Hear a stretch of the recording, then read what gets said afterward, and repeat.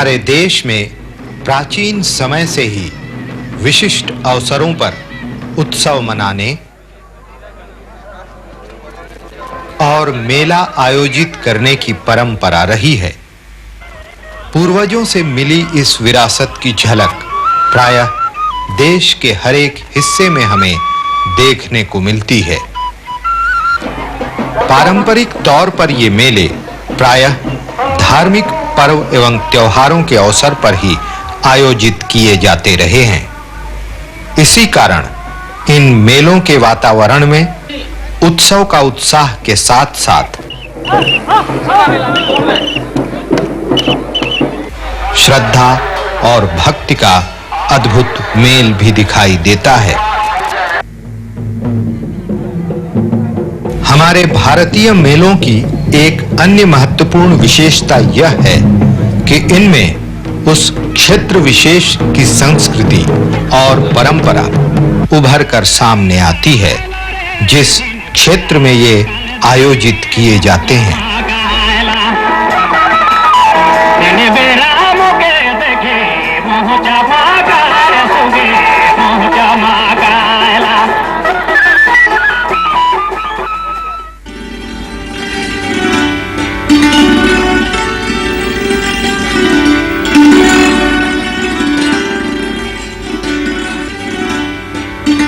छोटानागपुर प्रमंडल के अंतर्गत रांची शहर से लगभग 11-12 किलोमीटर की दूरी पर प्रत्येक वर्ष आषाढ़ माह में जगन्नाथ जी की रथ यात्रा के अवसर पर जगन्नाथ मंदिर के आसपास ऐसा ही एक मेला सदियों से आयोजित किया जाता रहा है जिसकी अपनी विशिष्टता और अपना आकर्षण है।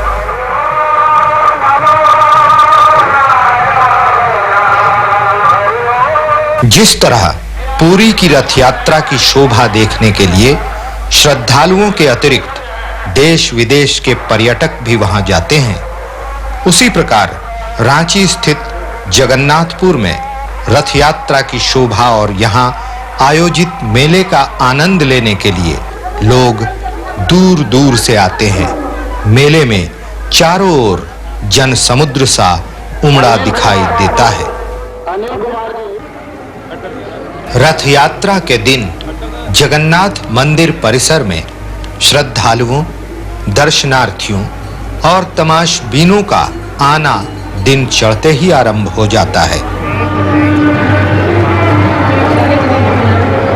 सुदूर ग्रामीण इलाकों से आने वाले इक्का-दुक्का लोगों का यह हुजूम दोपहर होते-होते एक विशाल जनसमुद्र में परिवर्तित हो जाता है।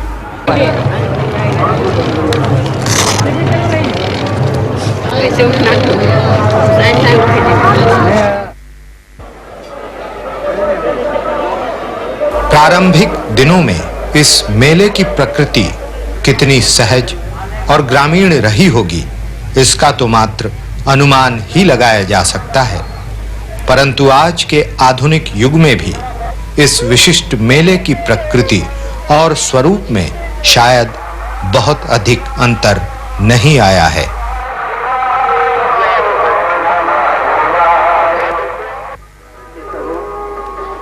यहाँ प्रवेश करते ही आपको ग्रामीण परिवेश से जुड़ा सहज मनोरंजन बोध स्पष्ट दिखाई देता है। सीधे सादे लोग, भोले भाले चेहरे, जिनके जीवन की एक प्रमुख घटना यहाँ की रथ यात्रा में सम्मिलित होना है। इसके पीछे एक पंथ दो काज की मनोवृत्ति काम करती है, अर्थात मनोरंजन का मनोरंजन और जगन्नाथ जी के दर्शन कर पुण्य लाभ करना। रथ यात्रा आरंभ होने से पूर्व श्रद्धालु और भक्तगण जगन्नाथ जी का दर्शन करने के लिए मंदिर स्थल की ओर जाते हैं। इस प्राचीन जगन्नाथ मंदिर का निर्माण स्थल एक छोटी पहाड़ी की चोटी पर अवस्थित रहने के कारण दर्शनार्थियों को वहां तक पहुंचने के लिए सीढ़ियां तय करके जाना पड़ता है। अनिल कुमार मंदिर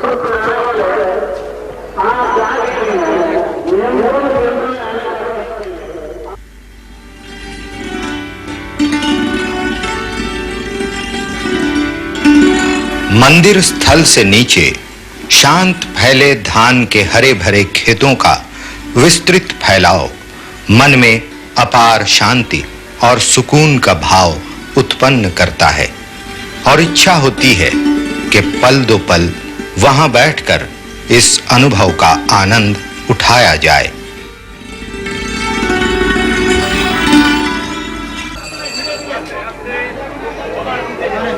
जगन्नाथपुर स्थित जगन्नाथ मंदिर के अंदर का परिसर हालांकि भव्य और विशाल नहीं है, लेकिन इसके प्राचीन बाहरी दीवार के अवशेष देखकर किसी किले के होने का भ्रम सहसा मन में उत्पन्न होता है। ऐसा लगता है कि मंदिर निर्माण काल में इसकी सुरक्षा का भी विशेष ध्यान रखा गया था। मंदिर का आंगन विस्तृत न होने के कारण रथ यात्रा से पूर्व दर्शन के लिए आने वाले दर्शनार्थियों की भीड़ को नियंत्रित करने की आवश्यकता होती है। इसके लिए मंदिर के मुख्य द्वार को समय-समय पर बंद कर दिया जाता है ताकि नियंत्रण रखा जा सके।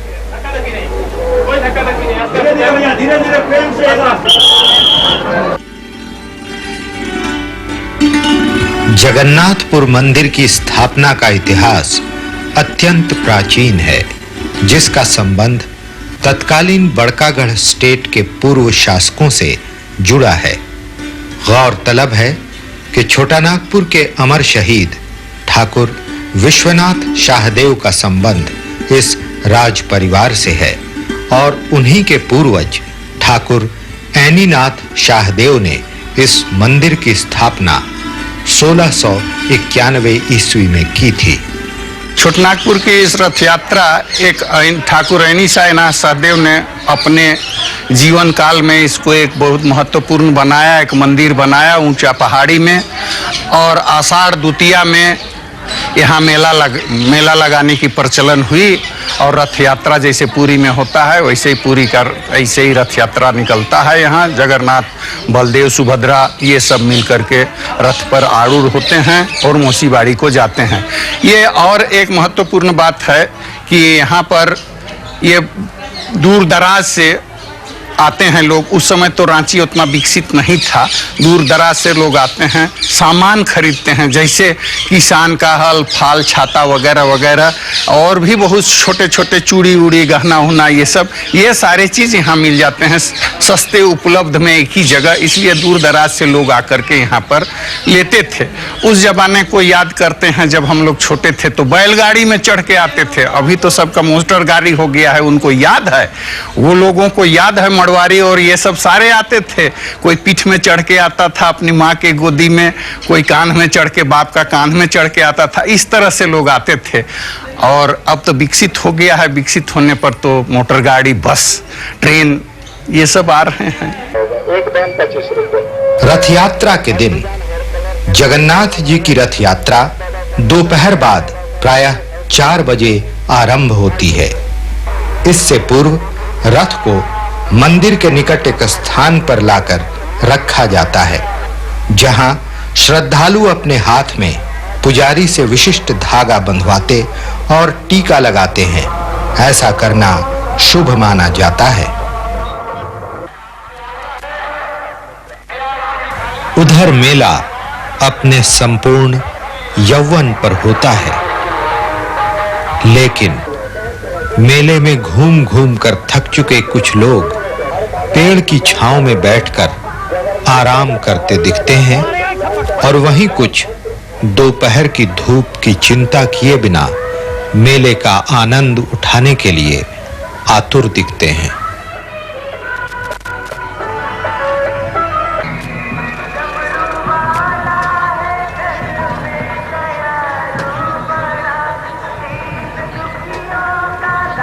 मेला क्या है?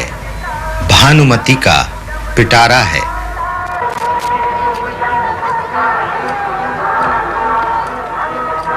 यहाँ बच्चों और बड़ों की शौकिया चीजों के साथ-साथ भविष्य बताने वाले अनाम साधु,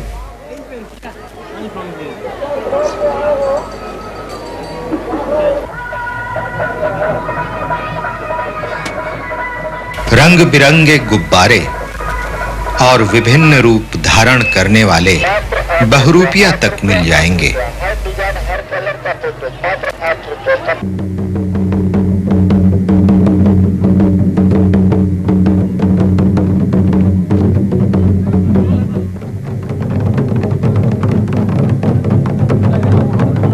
इसमें जनजातीय पारंपरिक अस्त्र शस्त्र और वाद्य यंत्रों के अलावा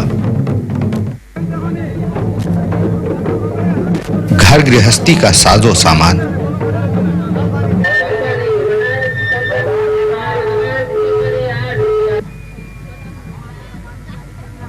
श्रृंगार सामग्री और ऐसी सामग्री मिलती है जिसका शायद आप नाम और उपयोग भी न जानते हों।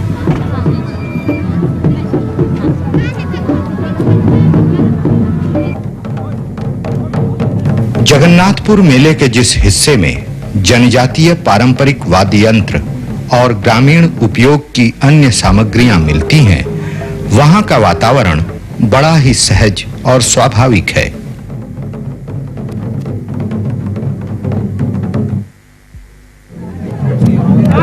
कोई मछली फंसाने वाले कुम्नी का मोल तोल करता दिखाई देगा,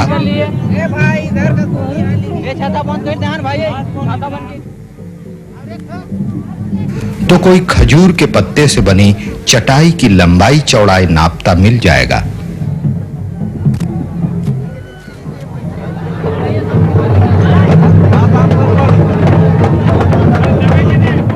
इस मेले में मांदर,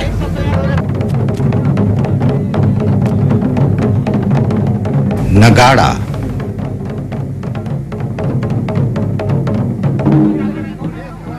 और ढोलकी जैसे पारंपरिक जनजातीय वाद्य यंत्र खरीदने का मजा ही अलग है। खरीदार इन्हें खरीदने से पहले ठोक पीट और बजाकर देख लेता है कि बाजे में कुछ दम भी है या नहीं।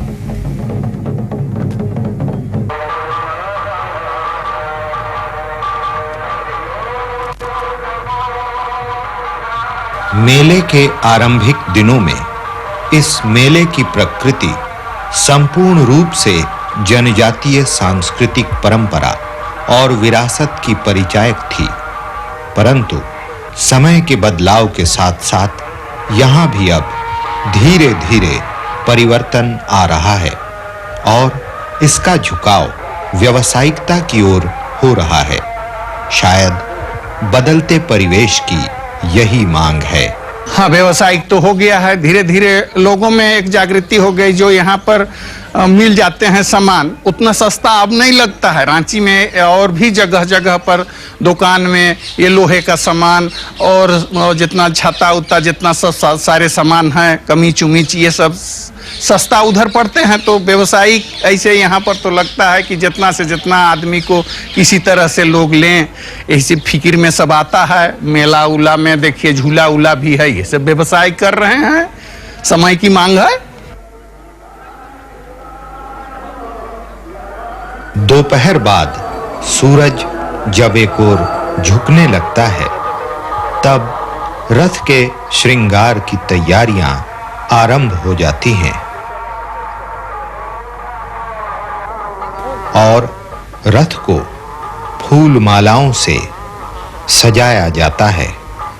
तब लोगों की भीड़ धीरे-धीरे रथ के आसपास जमा होने लगती है। कुछ देर बाद जब रथ का श्रृंगार पूरा हो जाता है, तब पहाड़ी पर बने मंदिर से लगभग 1 किलोमीटर दूर स्थित मौसी बाड़ी तक की यात्रा के लिए मंदिर से भगवान जगन्नाथ, बलभद्र और सुभद्रा की मूर्तियां संपूर्ण अनुष्ठान पूर्वक रथ की ओर लाई जाती हैं ताकि उन्हें रथ पर बिठाया जा सके। इस वातावरण से इधर कुछ लोग भाव विह्वल हो उन्मादित हो उठते हैं।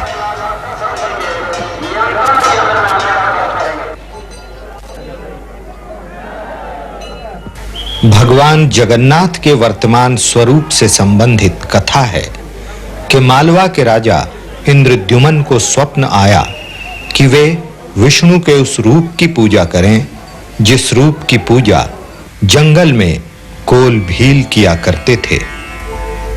स्वप्न को साकार करने के उद्देश्य से राजा जंगल में निकल पड़े। वहां उन्होंने विश्वासु नामक वनवासी पुजारी को काठ से बनी मूर्ति की पूजा करते देखा। राजा ने मूर्ति लेनी चाहिए, परंतु विश्वासु ने मना कर दिया। राजा क्रोधित हो गए और उसे बंदी बना लिया, परंतु ज्यों ही मूर्ति की ओर हाथ बढ़ाया, मूर्ति गायब हो गई। तभी आकाशवाणी हुई कि उन्हें समुद्र में बहता हुआ बहुत बड़ा वृक्ष मिलेगा और मूर्ति उसी की काठ से बनवा ले।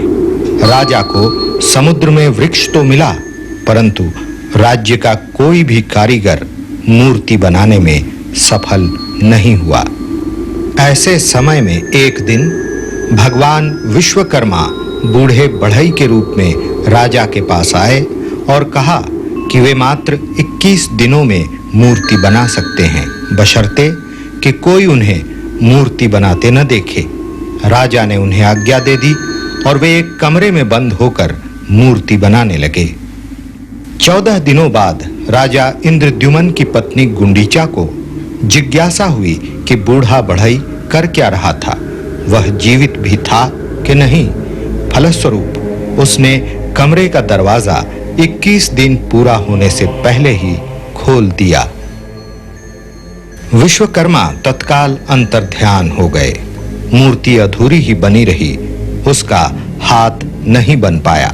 उसी समय पुनः आकाशवाणी हुई कि उसी मूर्ति की पूजा हो।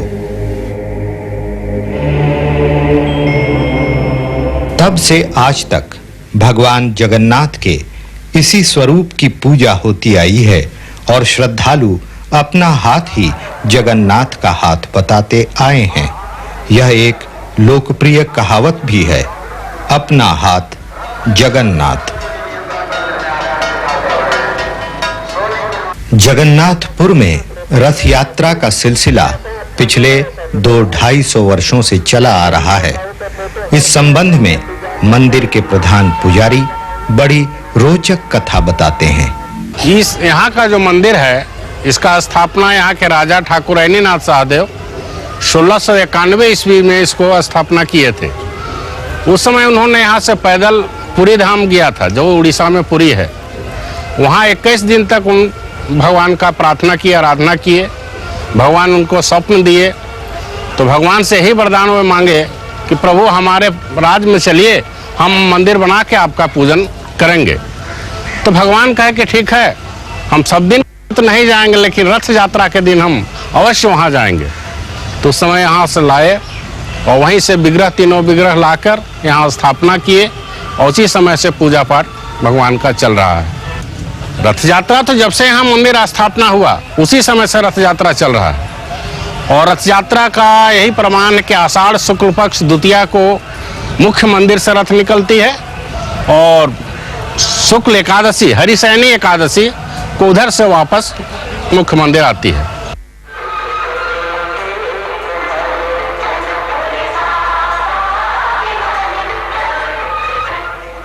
रथ यात्रा से पूर्व जगन्नाथ जी, बलभद्र जी और सुभद्रा जी की मूर्तियों को संपूर्ण श्रद्धा एवं भक्ति के साथ रथ पर आरूढ़ कराया जाता है। इस विशिष्ट कार्य में पुजारी गण एवं अन्य श्रद्धालु सहयोग करते हैं।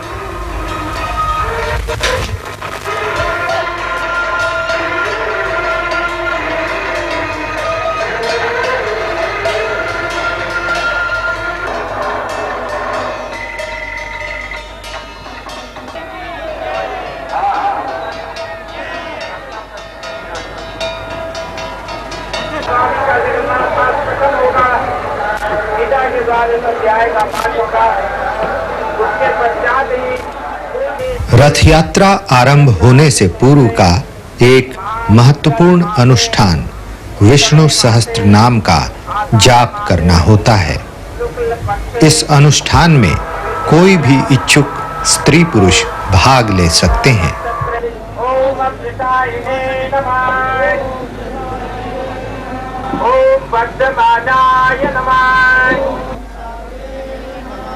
जगन्नाथ जी को पुष्प की अर्चना विष्णु सहस्त्र नाम जाप के बाद अर्पित की जाती है। आराम से पुष्प अर्पण करें। सभी लोग पंक्तिबद्ध होकर के जगन्नाथ स्वामी की।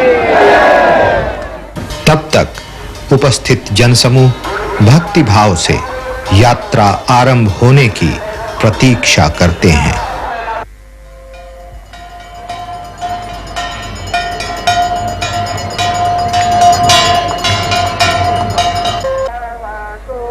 यात्रा से पहले की समस्त रीति विधियां और अनुष्ठान जब संपन्न होते रहते हैं, तब इधर रथ खींचने की तैयारियां जोर शोर से चलती रहती हैं, क्योंकि तब तक शाम ढलने की स्थिति आ चुकी होती है।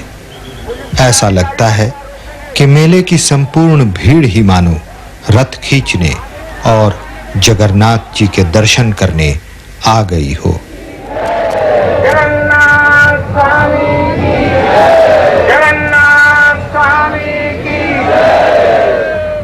समस्त अनुष्ठान और विधियां संपन्न हो जाने के बाद अंततः रथ खींचने की अनुमति होती है।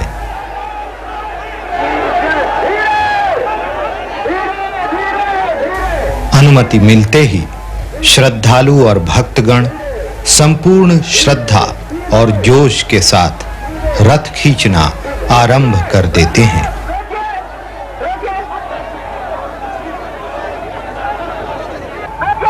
और चल पड़ता है जगन्नाथ जी का रथ मौसी बाड़ी की ओर।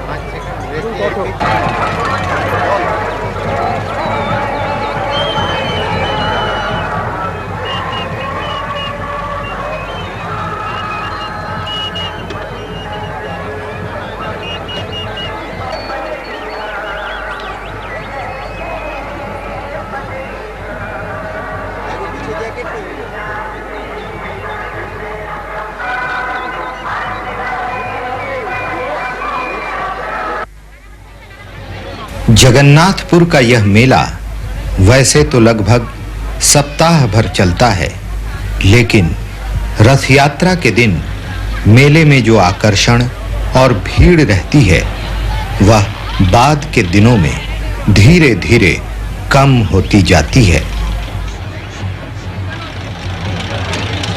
इन दिनों मेले की भीड़ में हालांकि पारंपरिक जनजातीय संगीत और नृत्य की छटा दिखाई नहीं देती, तथापि इस क्षेत्र के स्थानीय निवासियों का जगन्नाथपुर मेले से एक अद्भुत जुड़ाव अब भी बना हुआ है।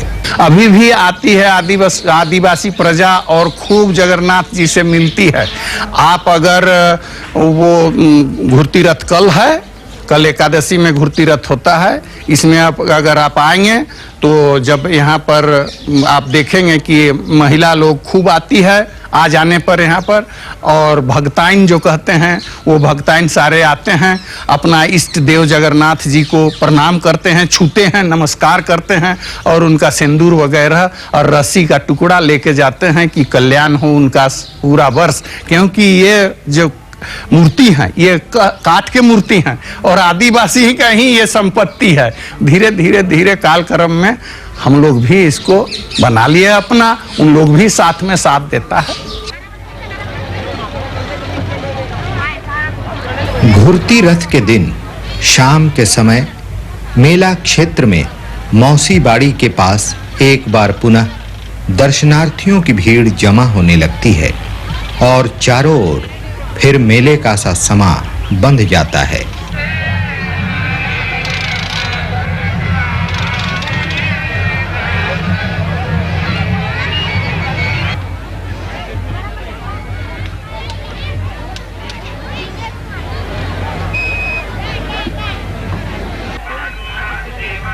मेले की भीड़ में भी सबकी दृष्टि रथ की ओर ही टिकी रहती है। सब अनुष्ठान संपन्न हो जाने के बाद एक बार पुनः रथ को खींचकर जगन्नाथ मंदिर की ओर ले जाया जाता है और यहीं संपन्न हो जाती है जगन्नाथ जी की रथ यात्रा। मेला तो समाप्त हो जाता है, लेकिन अगले वर्ष इसे फिर देखने की साध मन में बनी रहती है।